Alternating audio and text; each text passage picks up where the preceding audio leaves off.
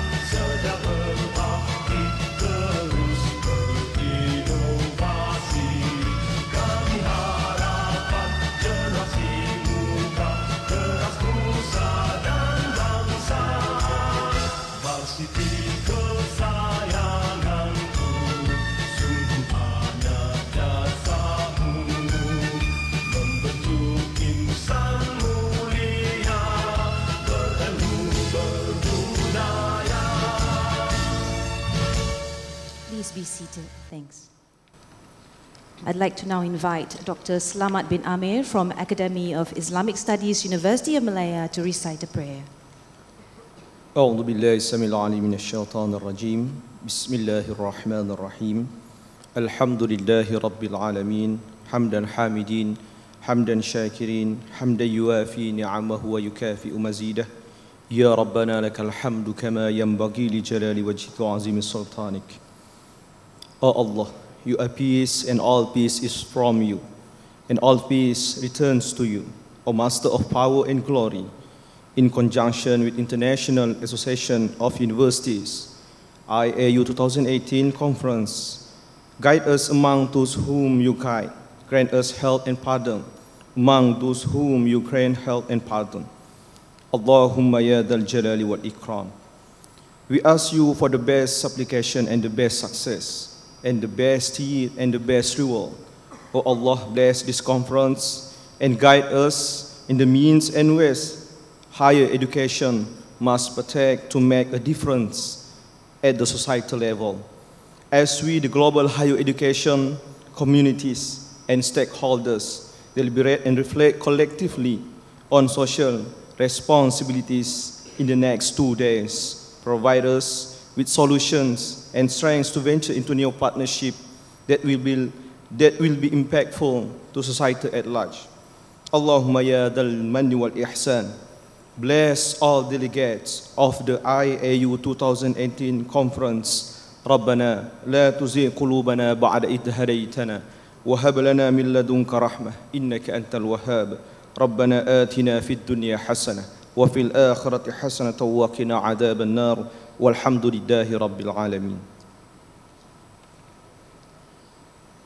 Thank you very much, Dr. Slamet Amir. Yang berbahagia Dato' Insinyur Dr. Abdul Rahim Hashim, Vice-Chancellor, University of Malaya, Prof. Pam Fredman, President of International Association of Universities, IAU, Hilish Vantland, IAU Secretary General, Professor Dr. Nur Hayati Abu Qasim, Dean, Health and Wellbeing Research Cluster, University of Malaya, IAU, and Co-Chair, members of the University of Malaya Management Team, IAU Administrative Board of Directors, invited speakers, IAU 2018 participants, distinguished guests, ladies and gentlemen. On behalf of the organizing committee, I wish to extend our warm welcome to all of you to the IAU 2018 International Conference. May I also extend our warmest welcome to participants who have traveled from all corners of the world. As we say in Malaysia, selamat datang ke Malaysia. The conference aims to gather leaders in higher education to discuss and exchange ideas on challenging communities and global issues that create societal impact. We at the University of Malaya are proud to have the privilege of hosting such a prestigious conference together with the IAU. Without further ado, it gives me great pleasure to invite Yang Berbahagia Dato' Insinyur Dr. Abdul Rahim Hashim, Vice-Chancellor of University of Malaya, to deliver his welcoming speech. Please welcome the Vice-Chancellor on stage.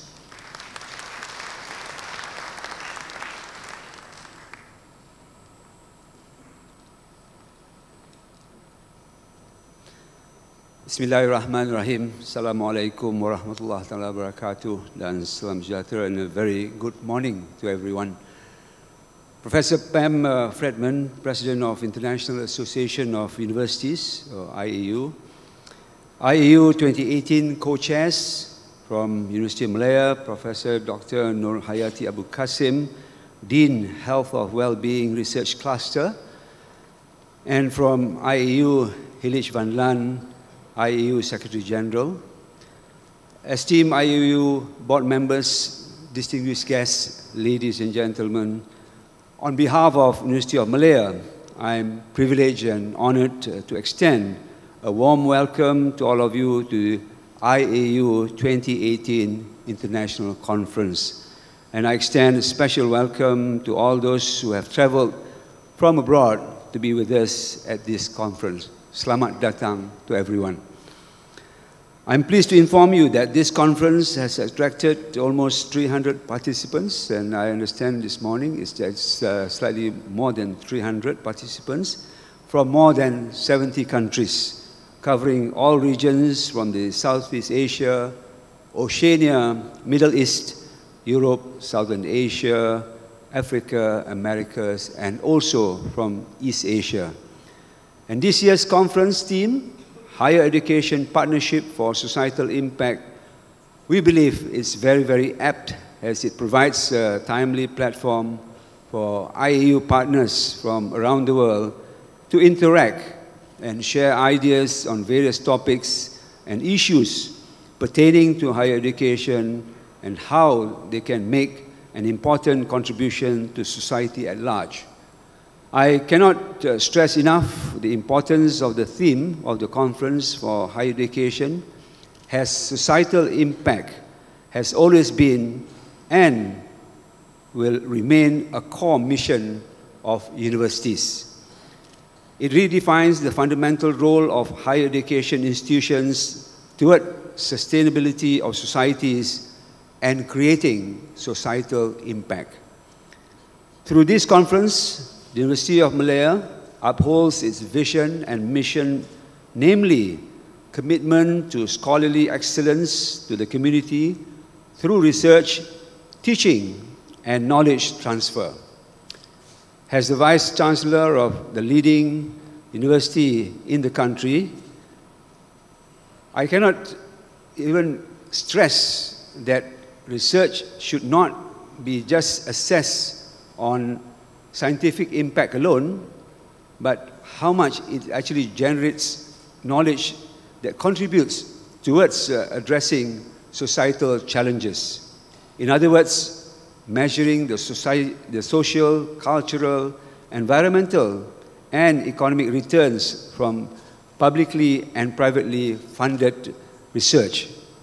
Now, the choice of the conference theme is a clear demonstration of the high regard the international fraternity has for societal impact. Looking at the program lined up for the conference, I look forward to listening to the interesting and stimulating presentations, both in the plenary and parallel sessions, with an impressive lineup of local and also international speakers. Ladies and gentlemen, as host, we at the university try our level best to offer our warm hospitality, similar, if not better, to what we have done way back in 1973, when the University of Malaya hosted the second IAU seminar. And to be exact, it was actually from the 29th of January to the 2nd February of 1973. And it was officiated at that point in time by the then Prime Minister of Malaysia, Tun Haji Abdul Razak. Hence, IAU 2018 is such a historical and momentous event as we host the conference again 45 years later. The then president of IAU, Professor Vali Marikowski, explained that the purpose of the seminar at that point in time was to promote discussions on university problems in the context of countries and institutions with emphasis on Asian countries.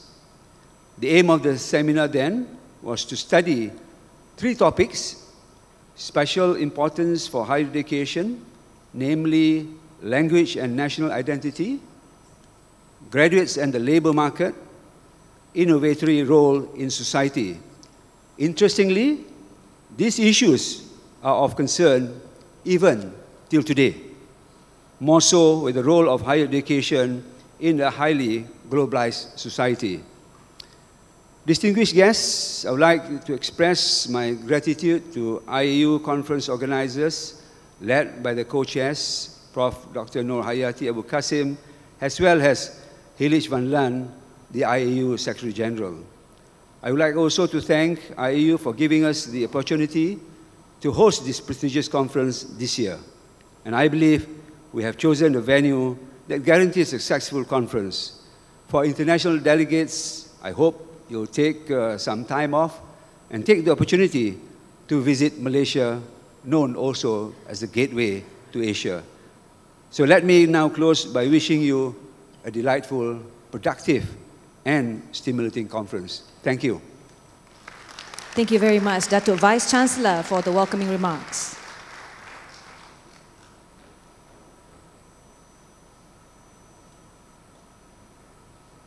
Next, I'm honored to invite Professor Pam Fredman, President of the International Association of Universities, to deliver her speech.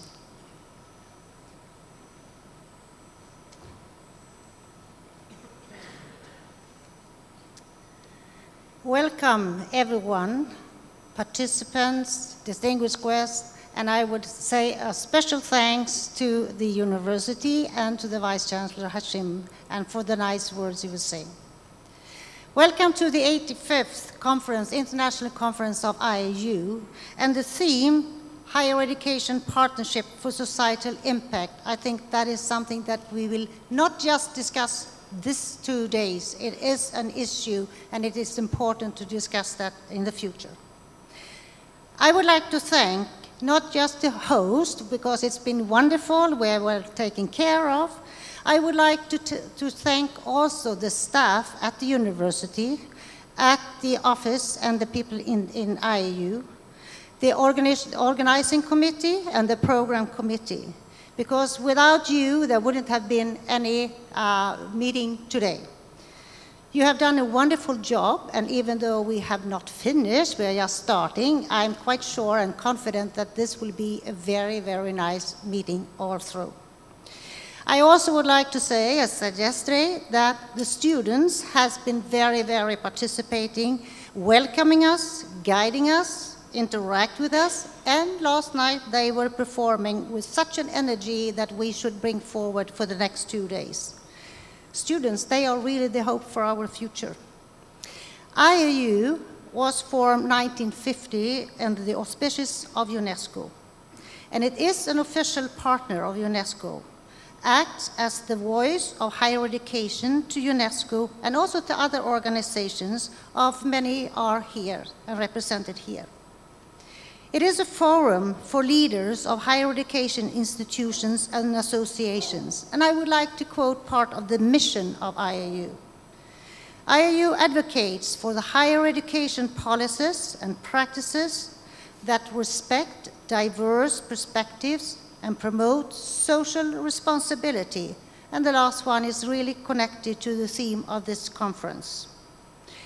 I'm not going through all things that IAU is doing, but I would like to invite you, because IAU will be presented this afternoon between 4 and 5 in this room, and you can learn more.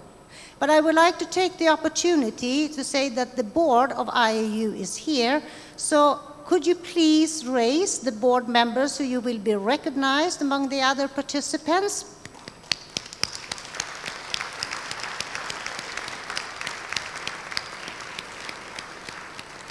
So you can interact and you know the board.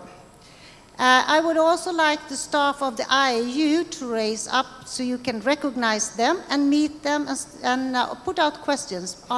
Where are you? You are in the back. There you are. So there are many threats to higher educations, I would say. Lack of trust in facts and knowledge. Academic freedom is challenged. Academic skills. What do we want to bring to our students? Disciplinary diversity. However, I think that there is a lot of hopes. Sustainable future is on the agenda, and for governments, for companies also today, and not at least the higher education institutions. And there was a survey done by IAU showing that this is recognized. So I think we have a common goal for the future. It's also that the UN and many others now recognize education, higher education. It's not just research. That higher education institutions do play a key role in providing knowledge through research and education. And higher education institutions do have a responsibility for society, and therefore partnership is one key issue for this. And I think if we can work together with society, we will also get trust from the society, and trust will also give us the possibility for the future. So I welcome you all, and it's up to us to make this conference successful. Please interact, meet others, and share knowledge and vision. Thank you. Welcome. Thank you very much, Professor Pam. And may I ask you to kindly remain on stage, Prof Pam? Thank you. All right, I'd like to call on stage once again Yang Berbahagia Datuk Vice Chancellor for the officiating ceremony.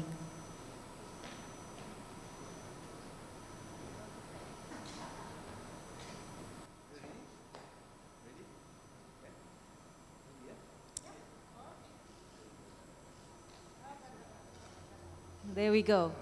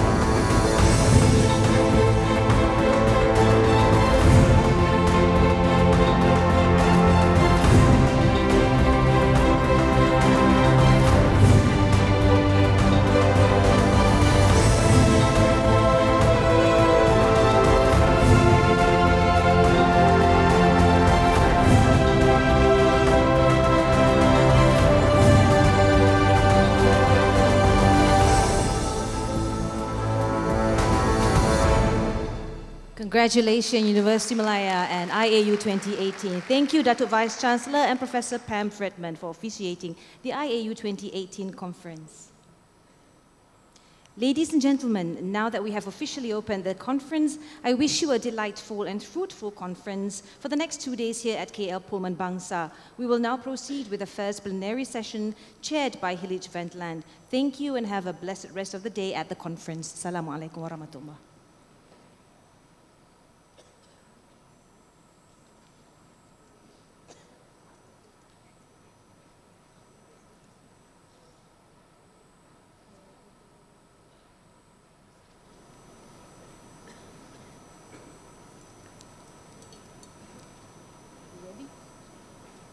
We are ready.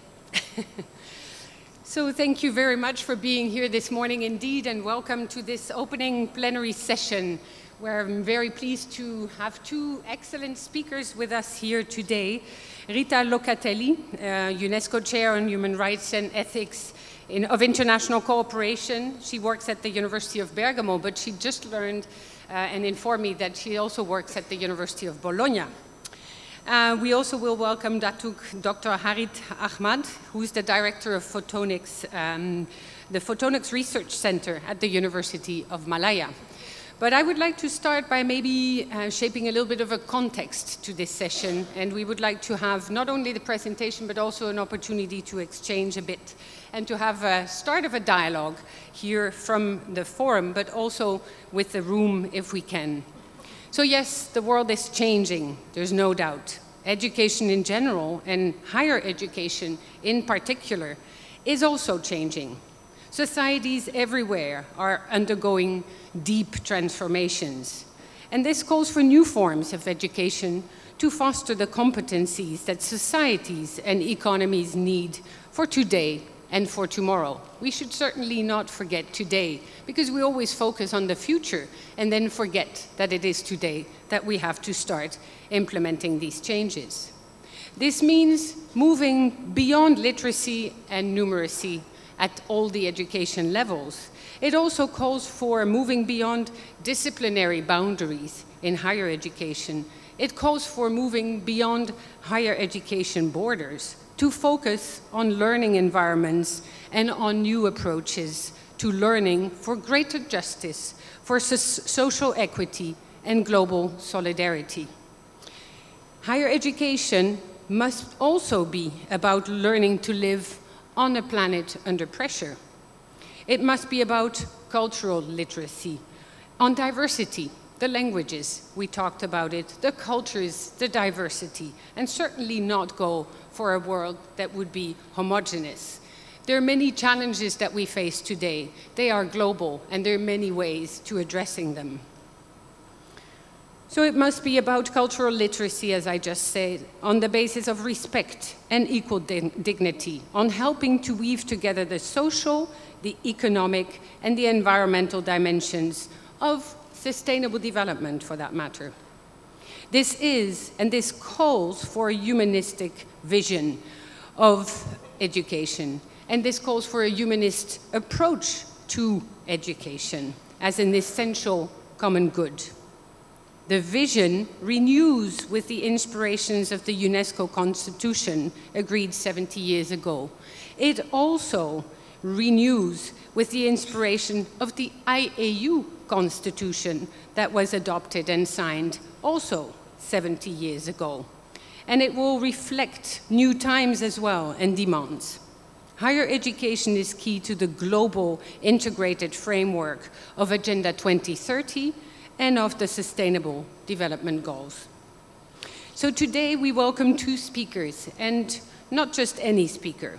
Rita Locatelli holds a PhD in international cooperation from the UNESCO Chair on Human Rights and Ethics of International Cooperation, and she works at the University of Bergamo. But her research focuses really specifically on education policies and governance, and more specifically on the role of the state in regard of the changing dynamics of global education development and the involvement of non-state actors in education, because it's now also the business of everyone, and that we know. all of us, in particular, in our different settings. She worked at UNESCO in two capacities. First, as a research assistant at the UNESCO Education Research and Foresight Unit during her PhD program. And there she contributed to a book that we actually used a lot to develop this conference and the program that you will be working with today and tomorrow. She contributed to the UNESCO publication entitled Rethinking Education Towards a Global Common Good with a question mark. And so here we will look at the rethinking higher education part. And to what extent is that today a global common good? It's a concept that we want to debate. You will present it in its dimensions, but we will also have an opportunity to discuss how that translates today. Later, she also acted as consultant for the section of partnerships, cooperation, and research, and that links a lot to the theme of this conference here. She works now at the UNESCO chair that I just referred to earlier, but as well, she just informed me that she also works at the University of Bologna at the International Center on Global Citizenship Education. So she will be talking about reframing higher education as a global common good. Is that possible? Are we doing that already? And how does that work? The concept of higher education as a global common good is grounded on a humanistic approach to education and highlights the quest for knowledge as a shared endeavor and responsibility. We need to be able to discuss and to connect our knowledge systems and the way in which we work. In contrast to dominant development discourse, this more normative approach may represent a useful framework for the development of new practices, likely to strengthen participatory and deliberative processes in higher education. That is actually what higher education should be all about. This participation and this deliberative process, meaning that we should be working together in respect of the diversity of approaches, but also in respect of our diverse inputs in higher education. This is also likely to implement more sustainable and ethical forms of cooperation according to different realities. It entails fostering the diversity of worldviews and knowledge systems in order to envisage new social structures and development models, while at the same time ensuring more equitable educational policies. Quite a program. Let's listen to her.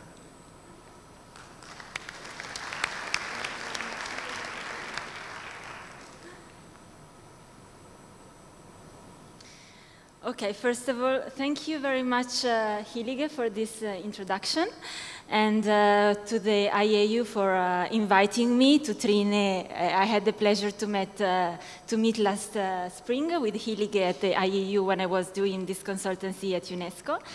And it's a very high pleasure to be here, and I'm really honored to have the opportunity to exchange with you and to meet all of you.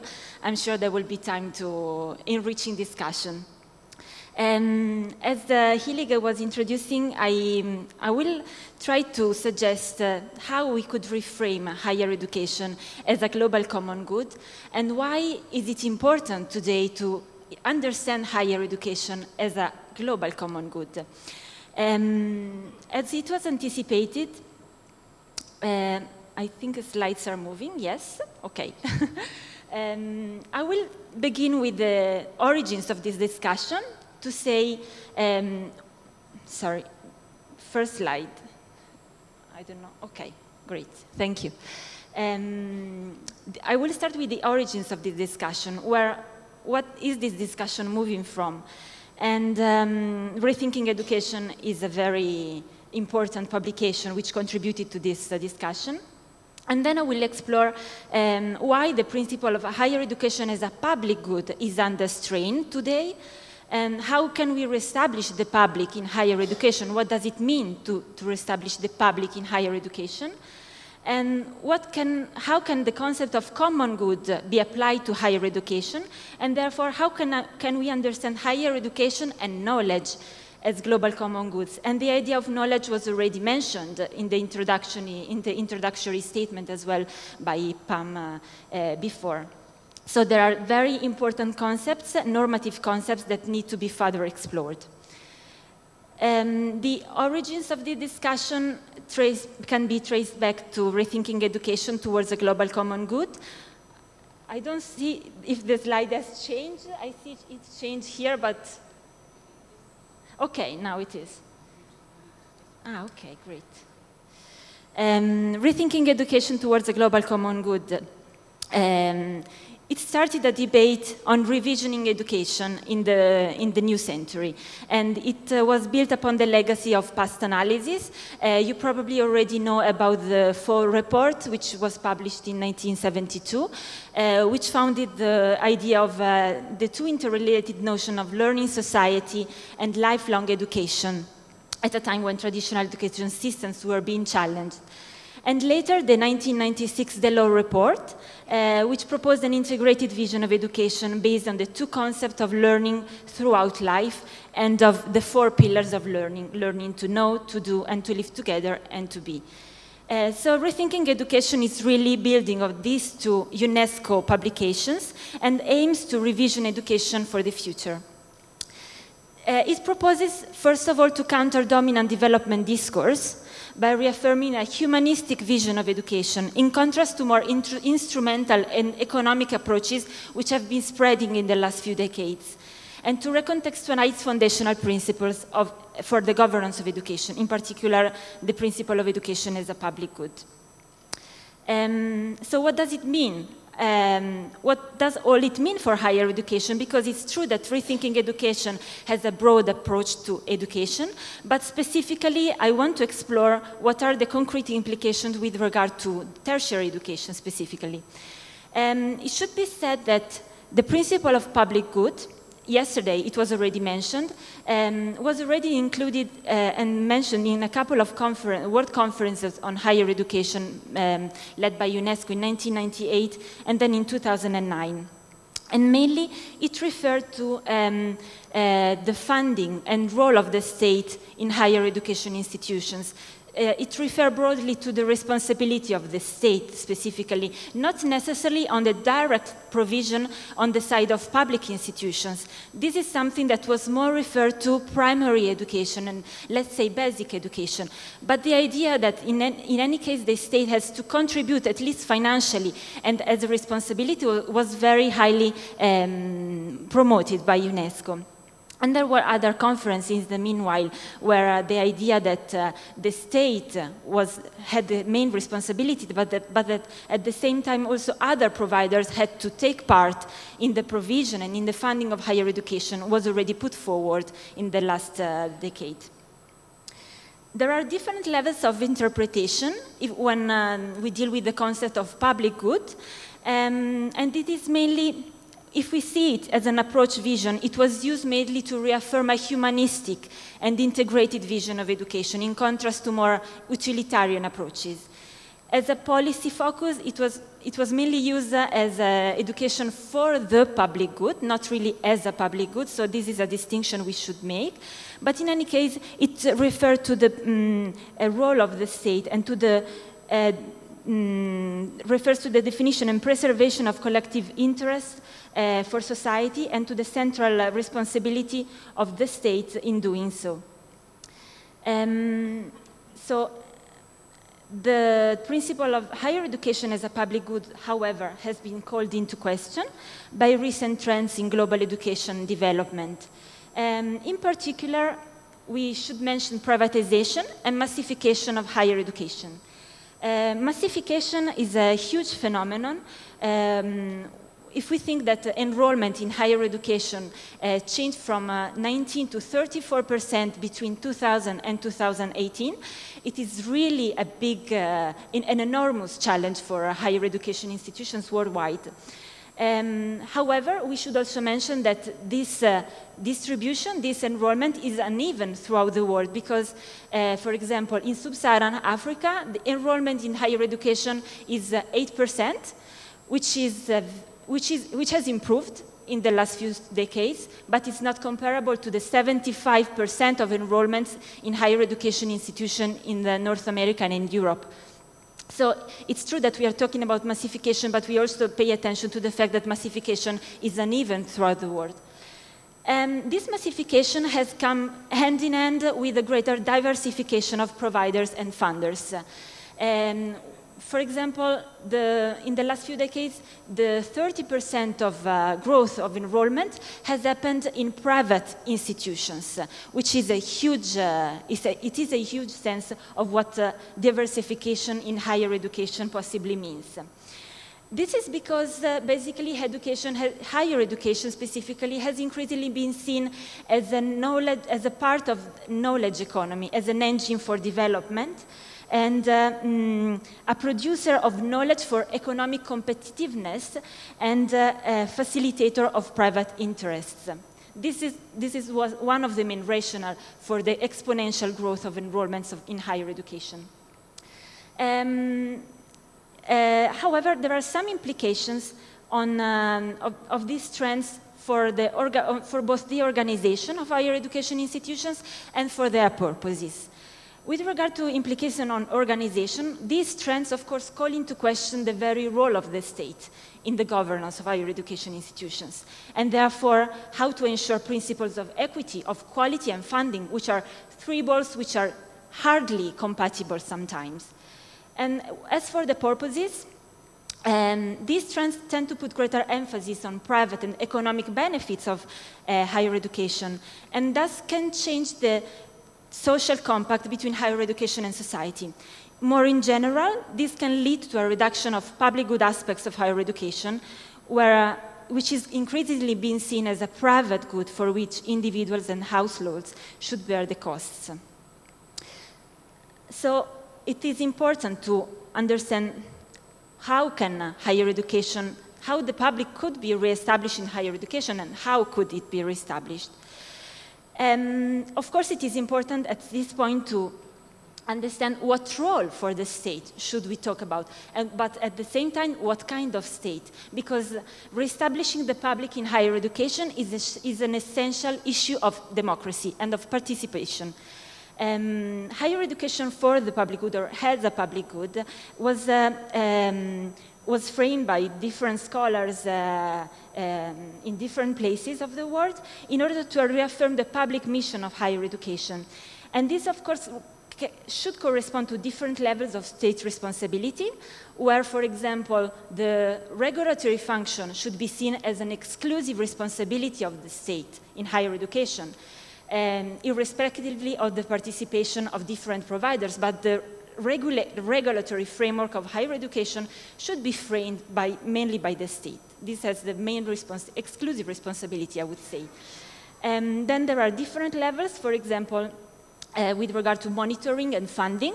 Of course, the state has a main responsibility, but it's not exclusive in this case. And with regard to provision, it has an important responsibility, but it's not exclusive in any case, although it remains important. But more in general, this transformation calls for a redefinition of the democratic and civic role of higher education, which can happen only with a different framing on the side of the state as well. So this reframing the public in higher education means actually to promote a larger project of state and societal transformation.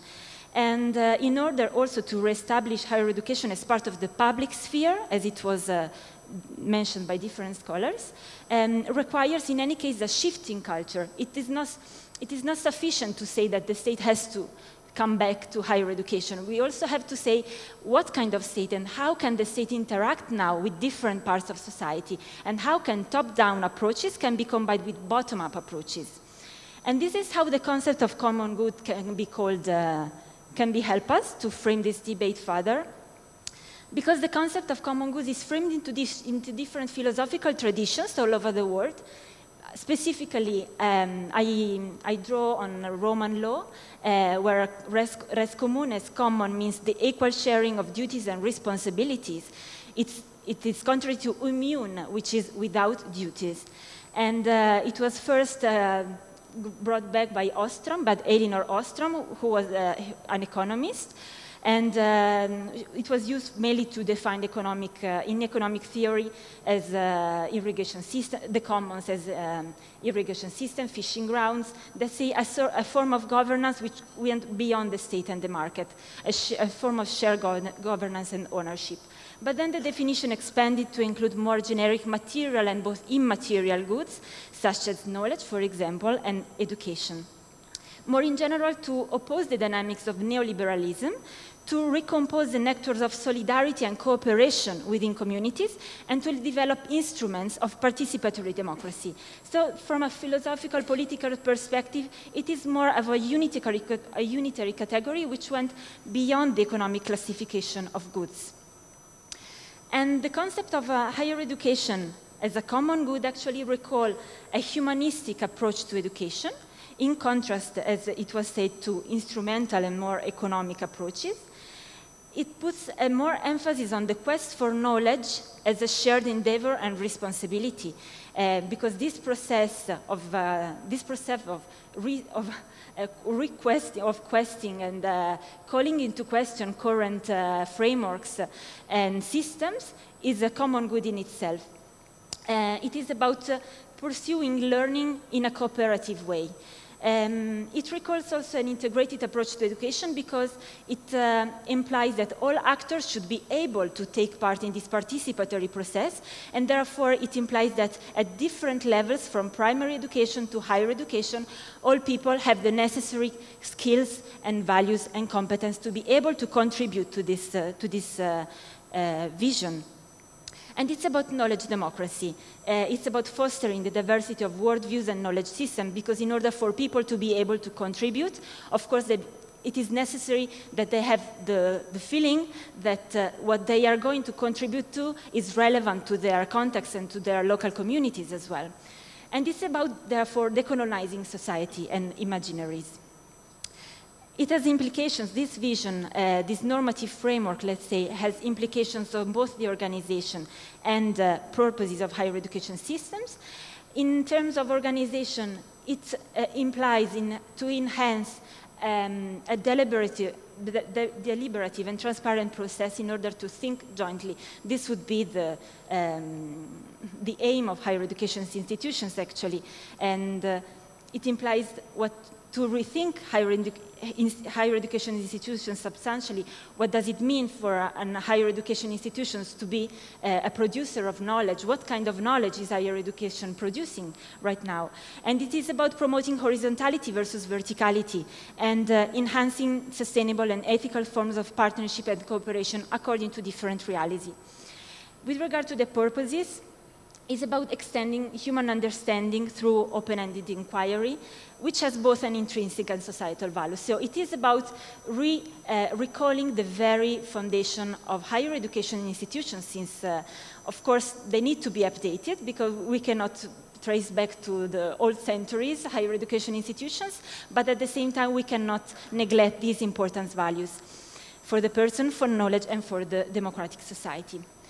For the three functions of university that you all well know, it is about, in terms of teaching, it is about to reestablish, give value again to the relational dimension of teaching in a moment where MOOCs are spreading worldwide, and this is a big chance, of course, but a challenge at the same time. We have to understand what an higher education institution is, also by recalling the relational dimension of teaching, because all education processes can take place only when there is a relational approach.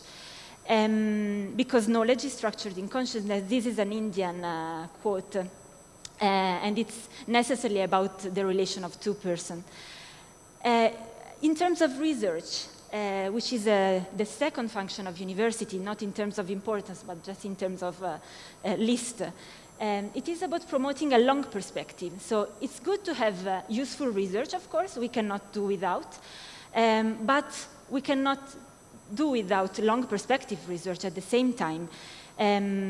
So it is also about going beyond what dominant research is trying to, how dominant research is being also absorbed in different parts of the world, and recall that different contexts can have can give a huge contribution to the growth of knowledge worldwide. I was mentioning the Real Center at the University of Cambridge. Unfortunately, the hyperlink is not working, I was told. But the idea, this center is really working on valuing higher education production in sub-Saharan Africa, for example, trying to explicitly build a framework and a database of how different African scholars are actually already contributing to their own research production in their own country. So it's not only, let's say that research should be very broadly understood and not dominantly understood. Community engagement and public service, this is the so-called third function of university, but it is increasingly important, and this is also relating to the title of this conference, because it is about creating partnerships, having the possibility to bring together different components of society. Of course, this reflects also on teaching and research, but it is a value in itself. It is a function which is relevant in itself. And this puts greater emphasis on the social responsibility of higher education institutions in order to foster social transformation. So from this presentation, actually, it follows that higher education and both knowledge should be seen both as global common goods. And as was mentioned in Rethinking Education, I'm just going to read this quote because it speaks by itself. Given the central concern for sustainable development in an increasingly interdependent world, education and knowledge should thus be considered global common goods. This means that the creation of knowledge, its control, acquisition, validation, and use are common to all people as a collective social endeavor. The governance of education can no longer be separated from the governance of knowledge. And higher education is where the governance of education and the governance of knowledge are better represented and enrich each other mutually. Just to conclude, this, of course, this should be framed in a context of sustainability, because we are now, we have just in the new era of sustainable development goals, and higher education has been given a new important role after the Education for All movement. So higher education in some way in a privileged position right now to potentially contribute to the identification of alternative model of developments, because when we speak about knowledge as a global common good, it is about actually promoting different visions of development as well, not only of education, but also of development. And therefore, global institutions, in order to enhance sustainability, we need to balance excellence, which has to be there, with equity. And global institutions and cooperation in higher education are fundamental to give countries, students, and citizens greater voice in the decisions, of course, that affect their well-being in different countries all over the world. So I thank you very much for your attention, and I look forward to the discussion. Thank you.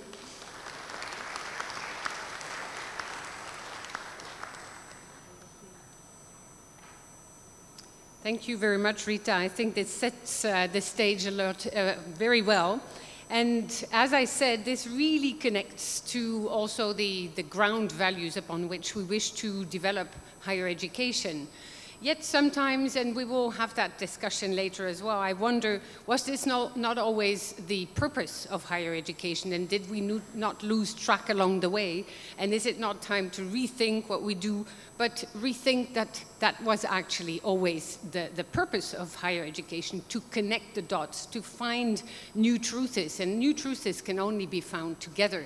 So it's not by imposing one worldview, but to really look at the different ones, not to throw out one or the other, but really to look at things. And higher education is rooted in the societies in which they are positioned, and they are meaningful to their local settings. And that is maybe the case that we have to make altogether to the governments in which we operate as higher education institutions. And we have to be very clear to them and say that without a strong higher education system, we will not have the kind of societies that we need for today and for tomorrow. So let's make sure that that voice is one that we jointly share and that we represent around the globe. So then I'm very pleased to now give the floor to a second speaker who will address these issues as well, but from a different perspective. He's director of Photonics Research Center at the University of Malaya. He has done research at the University of Malaya back in the 70s and 80s, but then also went on to study at the University of Wales. He's currently the director of this center. Maybe you will talk about it a bit to explain what exactly that is, the Photonics Research Center at the University of Malaya, a higher education center of excellence under the purview of the Ministry of Education here in Malaysia. You've been recognized for your substantial contributions in the area of photonics with multiple awards, including a Fellow of Academy Science Malaysia in 2006, Malaysia Tory Science Foundation Award in 2007, Medica Award for Scholarship Achievement in 2010, and ASEAN Outstanding Scientist and Technology Award in 2014. You're also a Distinguished Professor Award from the Ministry of Higher Education in 2014. You have supervised many PhD students and published on a large number of articles in ISI index journals. And this means that you're very close to research, actually. And you must be somebody who's at the forefront of understanding where research is going. What are the new people on the block bringing in terms of new worldviews? And it will be very interesting to listen to how you see higher education and how it relates to the concept of common global good. So I give you the floor.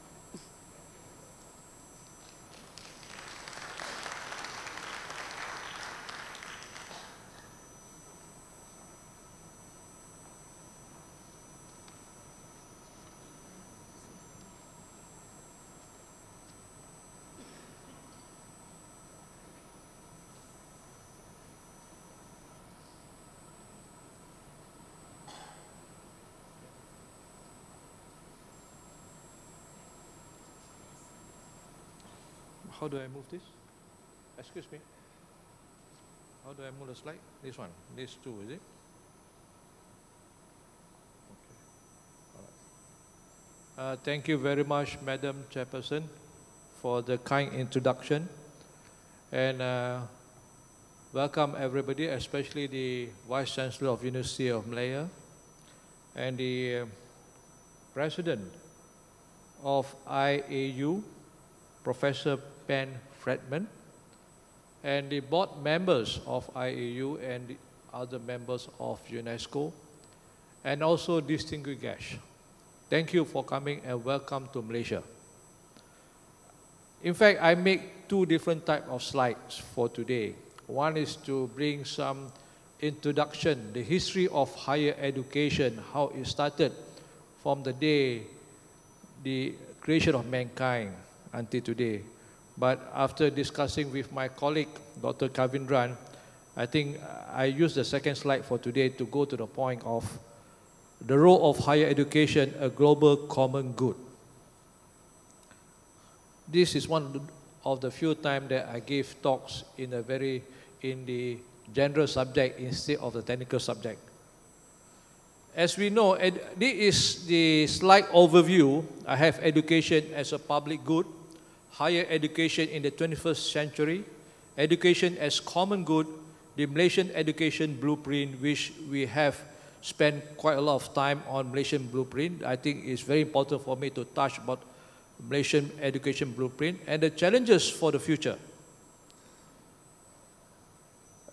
I start with education as a public good, and it has been elaborated very well by the Madam First Speaker. In fact, thank you. There might be a slight overlapping.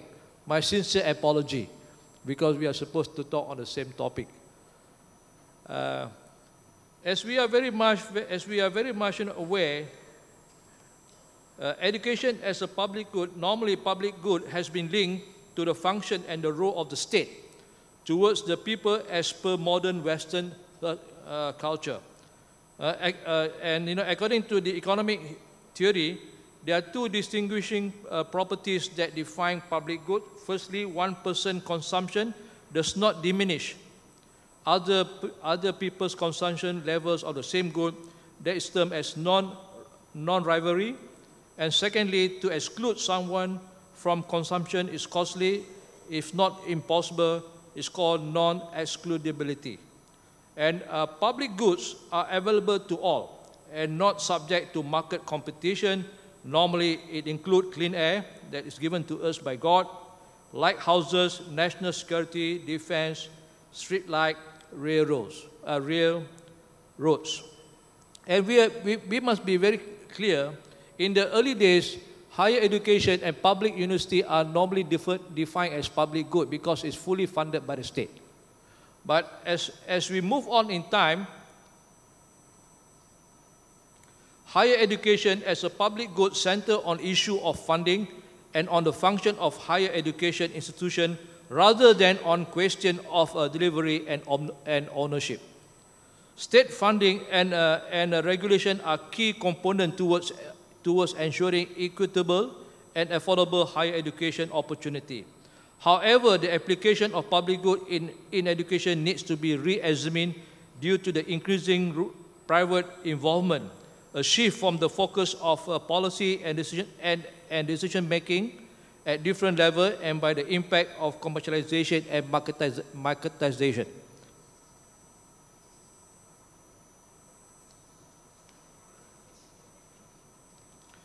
And an outcome of the public good in education is privatization. It became popular in the late 70s and early 80s, where privatization is understood as the process of transferring activities, asset management, function, and responsibility that relates to education from the state or public institution to private individuals and agencies. In the drive towards education for all, EFA, the trend towards privatization has further intensified. As such, education as a public good become increasingly more difficult to define, since the state is no longer identified with the public.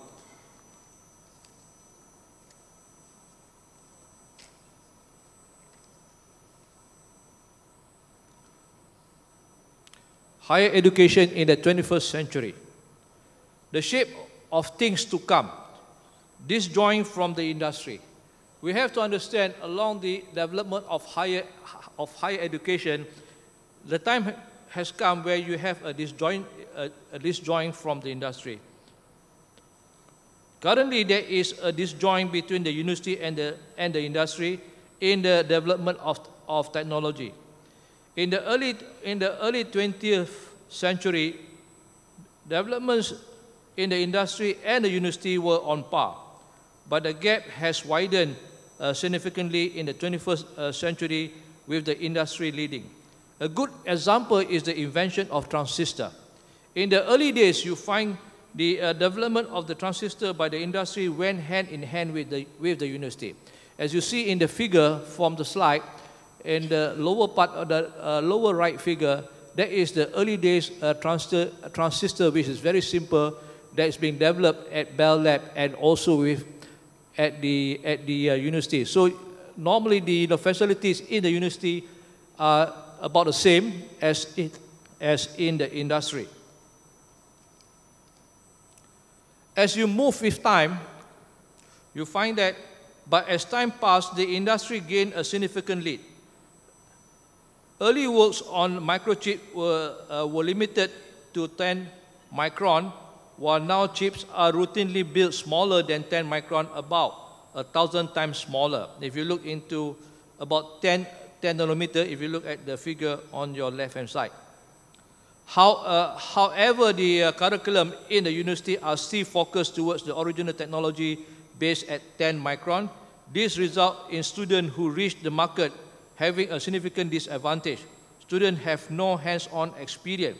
This can only be overcome with the support of the government to help bring the university forward. This implies that funding from the public, from the government, plays a very important role to bring back the higher education on par with the industry, such that we can train students that can eventually fit into the market.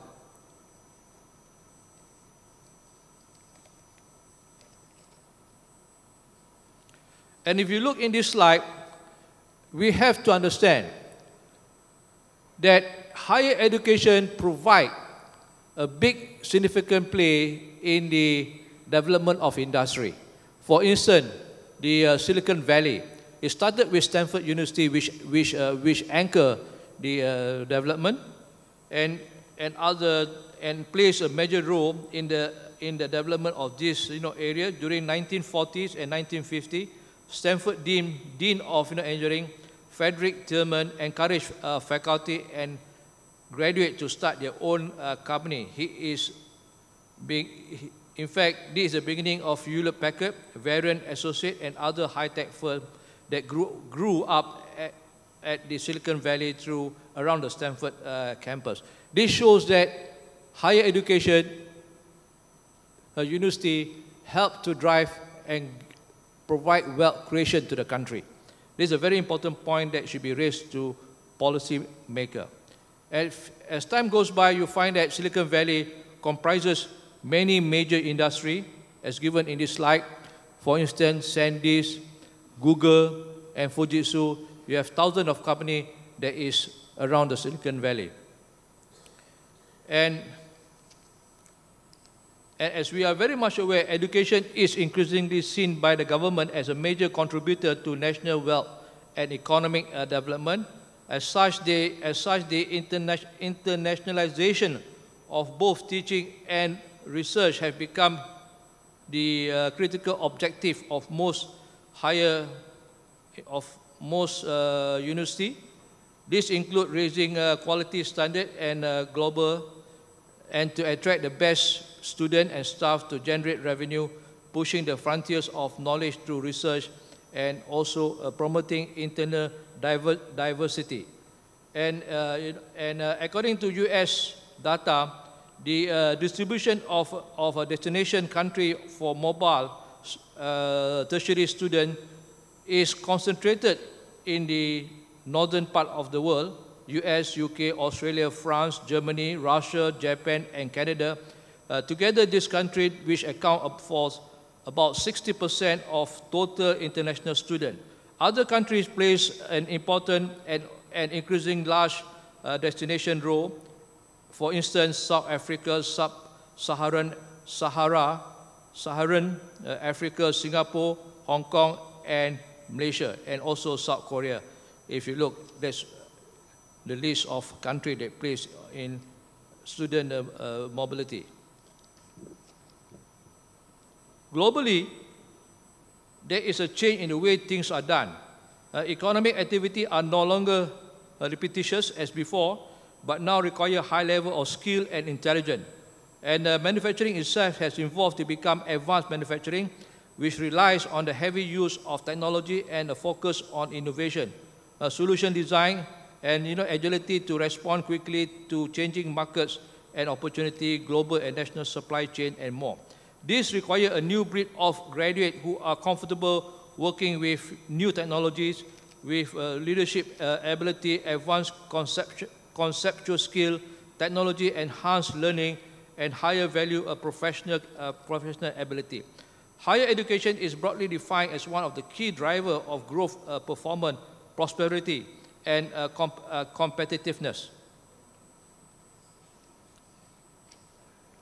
The need to achieve more effective form of capacity building for 21st century workers and citizens require that graduates acquire a broad base of skill from across the discipline that can be flexibly deployed in different work environments across a lifetime. As a result of this, there is a need for graduates to be adaptable, lifelong learners. Collaborative, critical thinking, and communication skills are valuable in an enormous range of professional domains, particularly in an era where jobs are rapidly changing. One could argue that today, More than ever, graduates need to be adaptable and lifelong learners. A memorization and long-term retention of knowledge hold less of a premium when all content knowledge is made available in your mobile devices in our pocket.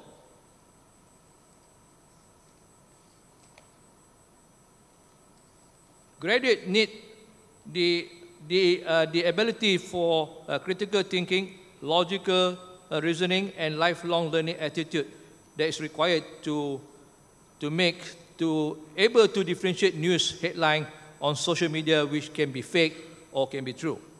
Moreover, graduates should be prepared not only to take job that does not directly relate to their college major, but also to change job and career often throughout their working years, particularly in the years just after graduation. There is flexibility of graduates.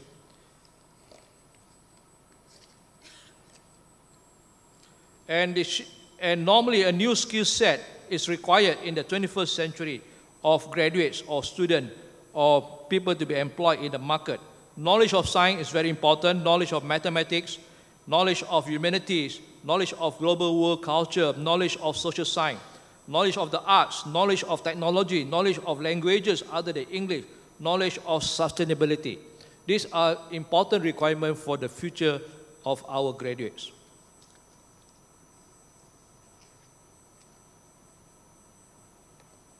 Now, education as a common good. As you look through the slide earlier, these are the requirements that we need for the 21st century, which is termed as common good, has been briefed very well by our first speaker.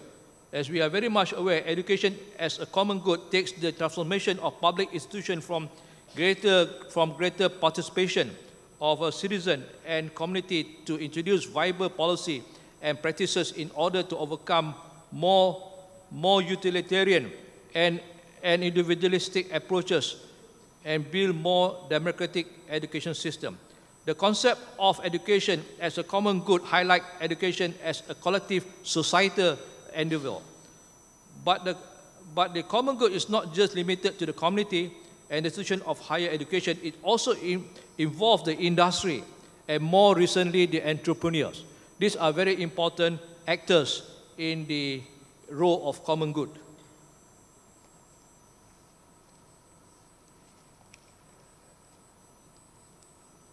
The most important roles of higher education in the new economy is creating a quality workforce. Higher education gives a person an opportunity to succeed in today's global economy, allows people to keep pace with changes in the global economy and changes in the innovation process or innovation system. And next important role is the ability to support business and industry. There are a lot of jobs today that failed to exist several decades ago. Higher education institutions build the right skills that can help country improve economic prosperity and social cohesion, help the workforce to adapt to the changing demand for new skills, develop new skills, and thus support improvement in the productivity and growth.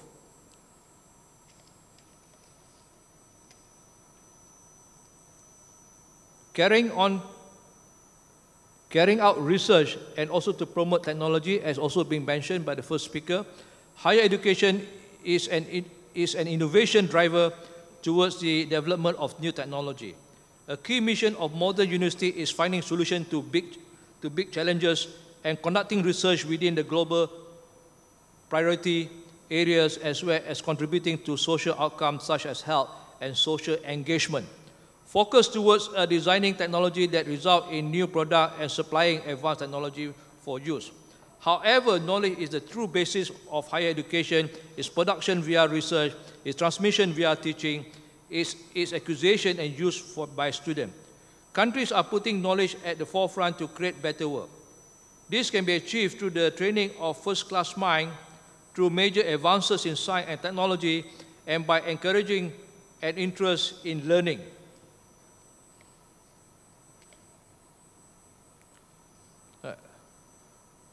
And education as a common good question, the current models which see education as an individual social economy investment and education as a common good instead of favor a humanistic approach which places people and their connection with the community at the center. As being mentioned by Albert Einstein, once say, all religion, art, sciences are branches from the same tree. It's very important to train graduates to be well-versed in science, have a in-depth knowledge of science, technology, and also have exposure in arts, humanity, and other non-sciences subjects. This is a holistic view in which all human knowledge and inquiry are fundamentally connected. This vision implies the enhancement of the cultural, social, and in terms of dimension for each education process grounded in social connection more than in economic transaction and profit-making purposes. Now the next few slides before I end my talk will be on Malaysia Blueprint. Malaysia takes higher education very seriously. We invested about 20% of our GDP in education. 20% of our GDP in education. We take education very seriously for the last 60 years. There are 5 outcomes. You can download this from the website Google, the Malaysian Education Blueprint until 2025. There are 5 outcomes that this blueprint aspires to for the Malaysian education system as a whole: access, quality, equity, unity, and efficiency. So the first point, access, the ministry thus aspires to increase access to and enrollment in higher education by 2025. By doing this, we hope to improve from the current number 36% to 53%. This will bring Malaysia on the highest enrollment level in ASEAN country.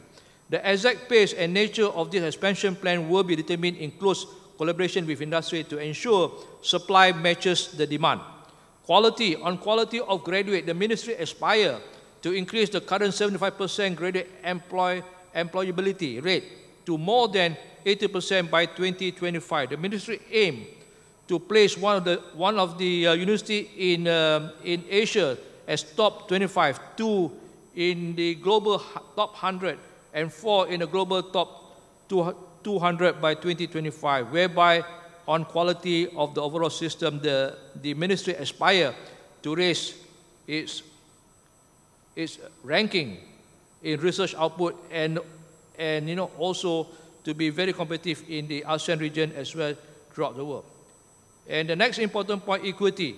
The ministry aims to ensure that all Malaysians have the opportunity to fulfill their potential regardless of background.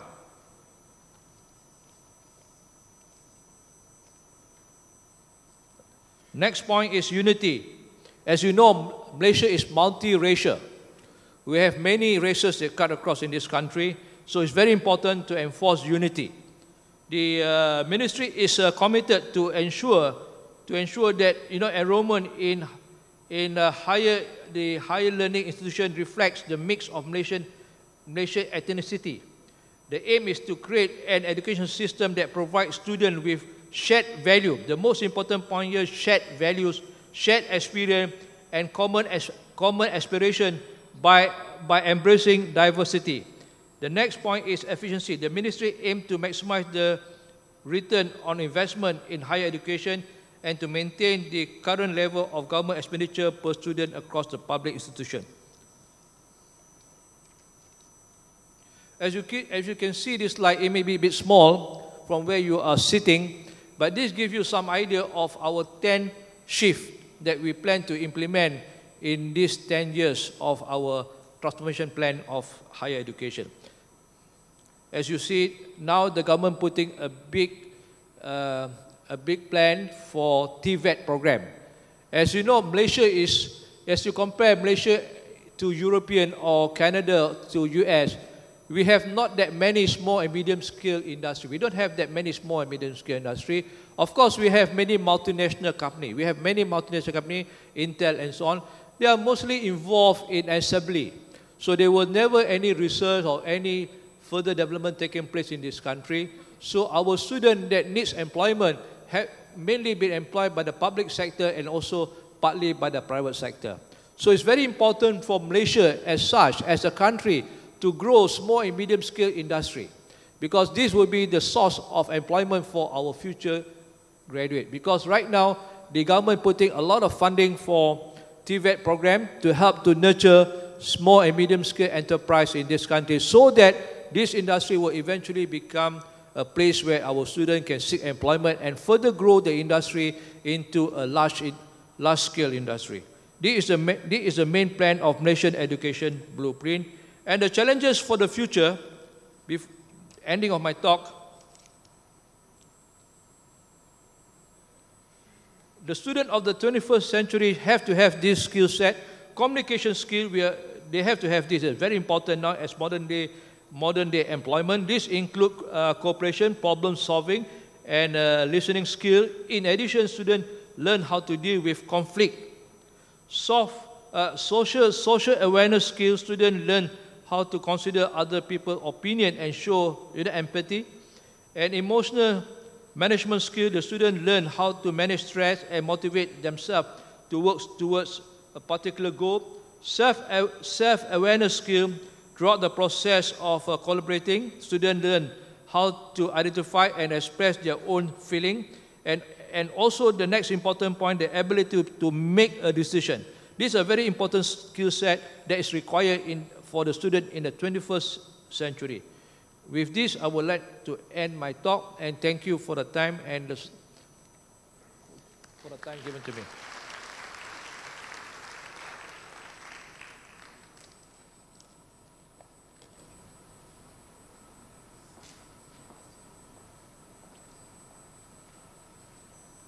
Thank you very much. This is a very good start of the conference, I believe, and we will have a hard task to actually address all the different issues that have been raised in the presentations. And you will see in the program that we've tried to already break down the different aspects that have been raised into a series of workshops and plenary sessions in which we will tackle very specific aspects of the questions that have been alluded to. So there are two other plenary sessions that we will have later: adapting to or shaping a transforming world. Big question, but you already tried to address that. The second or the third plenary session will be on social responsibility and engagement. And that as well, you've given some initial thoughts on how we will do that. And then the whole series of parallel workshops. And these parallel workshops are really aiming at offering each and every one of you an opportunity to participate, to discuss, to come up with new ideas, because we will talk about RRI, responsible research and innovation. We've been involved in a project with Guniakup on those dimensions. It's a new trend in Europe, but it is so in many other parts of the world. So it will be interesting to see how that resonates with the participants and how we can also link it to these two presentations. Responsible research. What does it actually mean? What is responsible research? Research is very often paid for. By whom? The states or by businesses? And then how can we transform it in order for it to still be responsible, meaning that it has an impact socially and that it is relating to what we need, not only for economic benefits, but certainly for social ones. We will have on community engagement, very important, how to live the values as well upon which to build higher education. We will discuss financing, what kind of financing. I had a long discussion with one of the students here about the Islamic banking studies and a new way of doing banking, and what does that mean? How does it work? And she had very interesting views also on the non-return on the investment, but rather on having the kind of financing for today that would be conducive to putting more emphasis on what is important to the societies, so financial parts and the economics of things, but in a different light. Digital transformation, definitely. How does it contribute to transformation of our societies and of the kind of education that we want to provide? Then the private sector engagement. I think we need to bring the private sector to the table much more, to transform them, not for them to transform higher education only, but to have a real dialogue between the two to see what are the new orientations. You touched on that in the two presentations. Then We will have a session on regional centers of expertise. We touched on excellence. What is excellence, actually? How do we define it? We see excellence themes everywhere. It started maybe in Germany, but maybe not. It's also present in Japan very strongly. It's here and it's everywhere. Excellence and quality are two things that we use and abuse of without always taking the time to define it properly. And maybe we will have an opportunity here to rethink what is actually quality education, quality higher education. What is excellence? Is it to earn more money, to have a place in the economic society?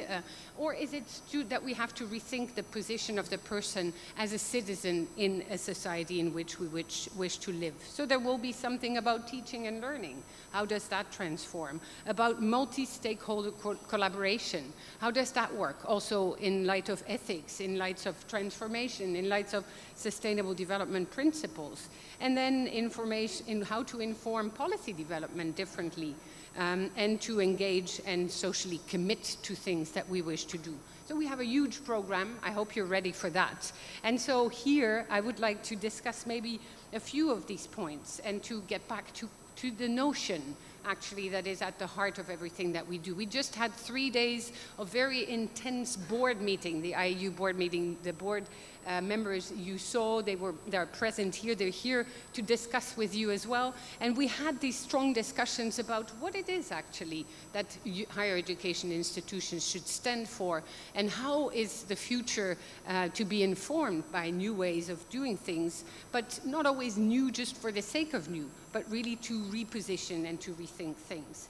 So I think I would like to start with a question simply on how would you define in the context of this discussion, what quality education is. You will not be able to, I'm not expecting that you have the recipe, but maybe it's a debate that we need to have. Can I take the mic and share it, or do you have another microphone? Can I take it?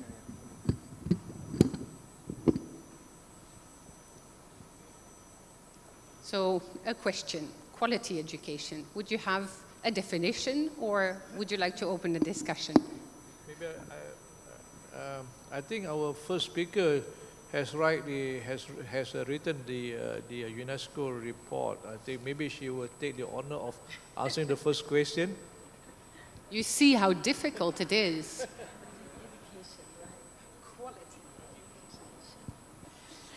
Yeah, it's a thank you for passing by the microphone. No, I'm joking. And it's a huge question, Hilige. Thanks for raising this question. Quality has been defined in different ways. It really depends on the framework we adopt on whether it is an economic framework, whether it is a societal framework, as you were also saying. Of course, in terms of from my perspective, but it is a very personal perspective, of course, and doesn't have the aspiration to be shared necessarily.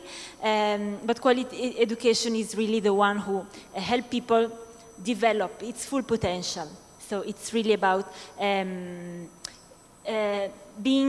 becoming certainly an informed worker, of course, and this is part of our relational perspective and context. But it is also about being an informed citizen and a responsible citizen and a fulfilled person in general. So I think quality education is the one that promotes this vision and this aim in general. Of course, it's a very challenging notion, and it's not really straightforward to have quality education.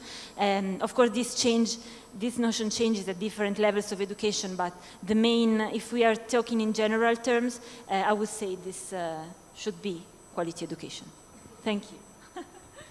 Yeah, it makes us laugh because it's not easy, and that's why we have 2 days of work together to try and address that issue. And it's not only in this forum, but others we connect to, that this discussion is often being raised. We will have the opportunity at the end to maybe have some conclusion about it. We will see. So maybe you have another perspective on it. On the policy? Quality education. Oh. on the quality education, if I just can give my personal opinion,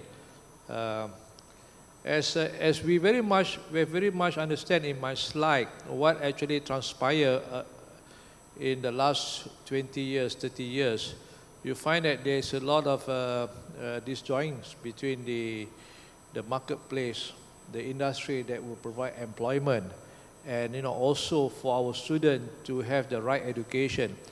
As the question says, quality education. If you want to produce quality education, beside classroom lecture, you need to have your student exposed in hands-on facilities. At least they should be able to make things from the laboratories, and they should be able exposed to the most advanced equipment in the world, so that what they learn in their classroom or in their faculty, they will get good exposure of theoretical knowledge and also hands-on experience. And this will give you a quality education. Because quality education, you need proper exposure beside teaching, and also to be able to perform experiment. And this will eventually give the opportunity for the graduates to be employed in high-end industry. And most industry of today have moved towards high-end. If you we look today, we are talking about Industry 4.0, Industry Revolution 4.0, where you have smart factory. What transpired in the industry now, they have moved so fast that the university need to catch up with them. They can only do with massive funding from the government. It's the responsibility of the policymaker to look and to mend the mismatch between the industry and the university.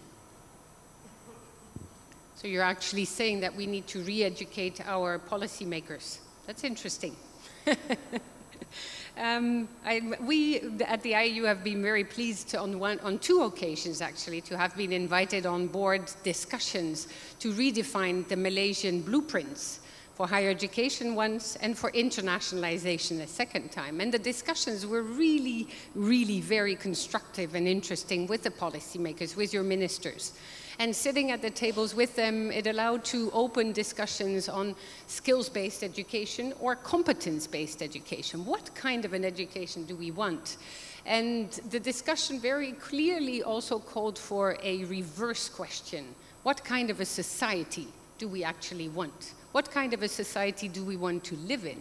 How can we actually translate that wish for something of quality? The quality should be out there, because what it is that we do in higher education is teach and learn and develop research opportunities for citizens before anything else. These people who will come out of these universities, no matter which form for that matter, because there is public higher education, there is private higher education. We had long discussions with members of the boards yesterday as well on the different providers and how can we make the case for all of them to also contribute to this global common good by providing quality education, no matter what kind of a provider they are. You also have other providers coming along, and that are those higher education institutions that business leaders do develop. And why not, after all? It depends on how it is being done, and it depends if the question at the heart of everything that they do really always asks that question. What kind of a society do we wish to live in? Not only here in Malaysia, but Malaysia in Asia, Asia in the context of connections and partnerships with Africa, in partnerships with Latin America, in partnerships with Europe. And that's when it becomes so interesting. It is when we keep that critical thinking, what you said earlier on as well, the informed citizen, and how does that actually translate? What is an informed citizen, and what is the ability that he or she has to contribute to the society in a certain way? So another question I would have is, what do you think about all these different providers coming to the scene in the context that you also drafted earlier about massification, commodification? There's so many providers, and why not? What is their contribution, and how is that also looked at from where you sit? Yes, as you were saying, Hilige, the landscape, higher education landscape is really, really fragmented for some aspects. And I think it's important at this point to have some normative frameworks. This is the usefulness of these frameworks, that it really they should give the framework for analysis, because otherwise we lose sense of what are our final purposes at the end. From what I could see, private providers in higher education specifically are increasingly involved with economic benefits of higher education. So the attention is very much on productivity, economic competitiveness, but there is not such a high concern on the impact of higher education for society in general. More in general, I would even say to call into question current development models, because the trend is really to contribute to reiterate current societal economic models, which probably are not the good ones, and it's not because they have worked till now that they have to continue working. So it is really about, and this is linked to your first question actually, what these providers mean by quality education, first of all. And there are many good examples at the same time where, for example, private providers are actually talking for indigenous peoples. So it's really, we have to bring together these different providers in order to really build a shared vision of education, and this is the most challenging work we have to do, but at the same time the most important one in order to rethink societies beyond rethinking education itself. So I think that those experiences which give value to traditions, to community, irrespectively of whether they are public or whether they are private, I think they should have greater voice in this, in the shaping of higher education institutions, well, in shaping research and teaching and social involvement. We have another mic here. 3 minutes and we'll pass 3 minutes and we can choose this one. Okay, before I come to the question, Madam Chairperson, I would just like to make some comment on your summary, which you have summarized just now before coming to this question. As we know, the theme of today's conference is global common good. All right? We have goods, we have common, we have global, we have a global. All right? I think we have to really understand the theme. The theme has to be very clearly understood by all the participants or the audience that come from various countries. Okay? Now, when I say global common good, are we, for instance, European or the northern countries of this world, willing to open up their countries for students from this part of the world to be employed in their industry? Are you ready for that? Are you really ready? Because if you look, we produce students as good as what we mentioned by Madam Chairperson, quality student, I mean, to really define and to precisely measure can be quite difficult. I think they are more or less around there. But the only problem that we face in this part of the world, in ASEAN country, we do not have industry. As we are very much aware, the major employment are in the private sector. The public sector can take a certain percentage only, that's all. So the private sector is the major source of employment for our students. As we are very much aware, in this part of the world, ASEAN, you find Myanmar, you find Vietnam, the industry are not fully developed. Mostly assembly, very low-end industry. So, but we produce students supposedly to fit in the high-end industry, but there are no industry for employment. But would Europe willing to allow the student from this part of the world to seek employment? That's my first question, number one. Number two, as you know, as we're talking about global, are we truly global? Are we willing to exchange places, mean that we have academics from the European country come here and teach and work, and people from this part of the world go to France or Germany to teach? Are we willing to do that? That's my second question. We're talking about global common good now. My third question would be, As we are very much aware, student mobility is very important part of internationalization. We always talk about internationalization. As you know, I did show my slide, mostly in this part of the world, student exchange between countries like Indonesia, Malaysia, Thailand, within our region, because the cost of living are very similar. Because we cannot afford to send students to Europe, to France, to Finland, where the cost can be drastic. But what the European government, or through EU, European Union, UNESCO, willing to come up with a program to support student mobility from this part of the world to spend some time, maybe not 2 weeks, maybe a semester or a couple of months in European university to increase their understanding about European culture and also knowledge and shared values on technology and so on. This is my third question. I think we have to ponder on this. I think the Madam Chairperson can bring forward. And answering your question on the different, come back to your question. On the different provider, we have two different providers. One is public, one is private. Okay, one of the most important program, I think a very important policymaker have to understand, the general public has to understand. Higher education improves the quality of life. We all have to understand that. If you don't have invention of a penicillin, you'll be dead by now. There are a lot of invention that has taken place about a few hundred years back that really benefit all the mankind today. So knowledge gives quality life in what we have today. So there's no question about higher education. It creates wealth creation for the country. If people cannot see it, the policy makers are blind, it's too bad. I mean, education provides wealth, industry, quality life, like what you mentioned, people get good job, they have family, they have children, and they lead a very good life. And between the private and public university, normally public university takes the bigger brunt.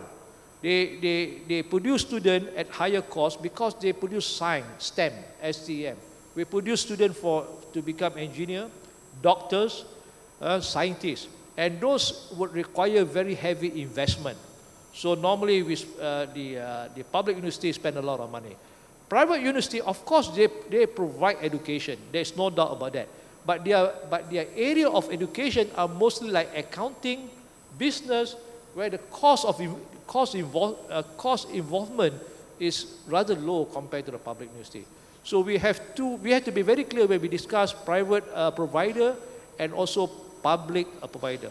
For national development, the public provider provide the support, the infrastructure to develop the country further. The private provider only provide certain job function that complement. So the most important trust is the public provider. So I will dare say that we have a strong call here for governments to have strong higher education systems that are public as well. We have 4 minutes left. I have one question in the rethinking the role of higher education for the common and the global good. And your questions were excellent. I'm sure they will be picked up in the sessions. What's the role of the students?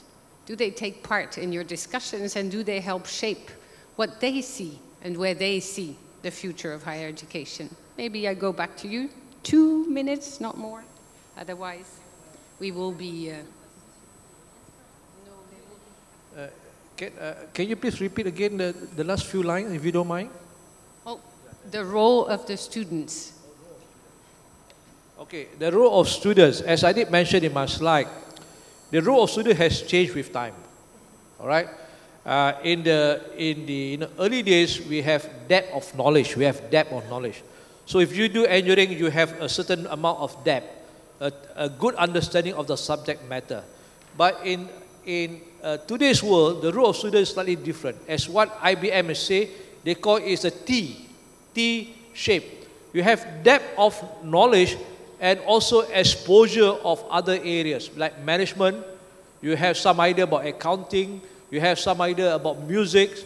And like Albert Einstein say, if a person is just know scientific knowledge, but without any other things like music or any things that is more interesting in life, he can be a very dull person actually. Especially to become a CEO in Malaysia, actually is in Malaysia, I must share with the audience here, in Malaysia at one time, all our CEO of major government companies all can sing and play music actually. So that is one way where they get together, they have networking, and they will enjoy life. And so the future student should be more flexible, adaptable, and so on. To answer your question, Hilige, I think students are fundamental to shaping this vision because in the perspective of common good, actually all actors are fundamental in this shared societal endeavor. So it's not only public or private providers, but it's also students who also shape the way research, teaching is conducted, and it's a mutual enriching. And I would raise a point on this issue because the idea of introducing the idea of common good, is it relevant? Not only to justify private intervention, because the public good framework is already sufficient to allow private providers to have a stake in education. It's not public good is not private, is not public, is not limited to public provision. So we don't need another framework if we have to justify private providers to have a stake in higher education. The idea of common good is more radical, I would say. It's really to move from the bottom. The forces that are already present in society, and in this case students, are the best, I think they are really the cornerstone of higher education from this perspective, because they can, of course, shape a new vision for the future, so they are really the focus of our concern, I would say. And they can call into question current models, so it's really I wanted also to raise a point on the global dimension. It's not only about internationalization, but it is a global communication, a global sharing, which can help students from different contexts to get to know other experiences, other positive experiences of cooperation that have been successful in their context, and to be transmitted and translated into other realities. So I think that students are in a privileged position to contribute to this vision, and they should be helped to shape it. Thank you. So I can conclude with the title of the conference. We need these higher education partnerships for societal impact. I will not give the floor to the room, because then we will be totally taken up by your questions, I'm convinced. We hope, all three, that you will take these first hints at the topics that will be discussed today and tomorrow, and that you will take them up in the working groups. And we thank you for your attention.